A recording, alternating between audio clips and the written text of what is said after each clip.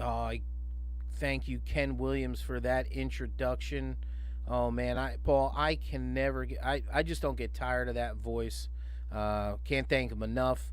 Um, buddy, it's been about a month since our last episode. I am through the roof for this one, and our guest can't wait to introduce our special guest.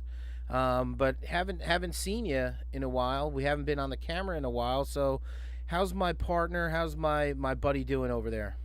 Great to see you, Corey. Great to be back in the lab. Status Grow, episode 3. The golden voice, Ken Williams. Can't thank him enough. It's always great to hear his voice introducing us.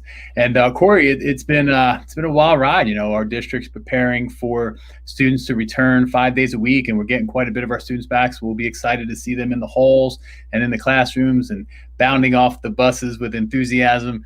Monday morning, I know the teachers will be excited and the staff will be excited to greet them.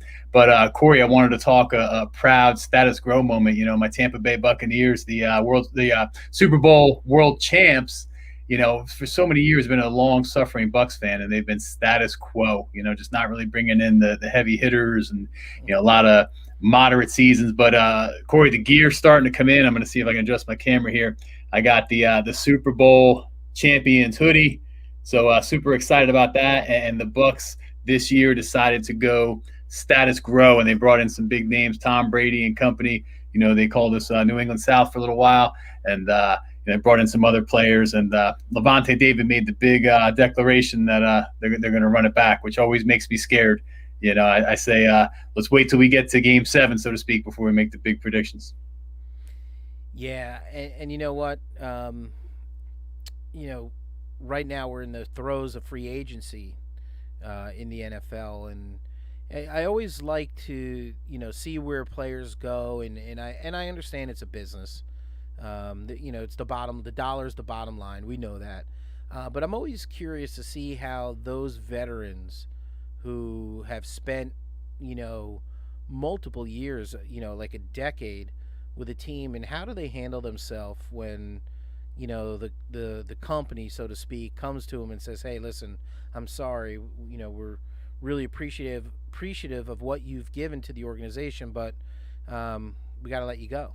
And I, you know, it's got to be hard. But some of these guys, the way they handle themselves with grace and class is, you know, Kyle Rudolph comes to mind, who the Giants just signed out of Minnesota. Um, the way that he handled himself, the way that J.J. Watt handled himself in those situations. Those are role model situations for our kids to be able to handle certain things. Don't you think? Absolutely. I couldn't agree more with what you said, and that's a great segue to our guest, talk about pillars of the community, not only her local community, but on social media, being an influencer, being someone who inspires, being somebody who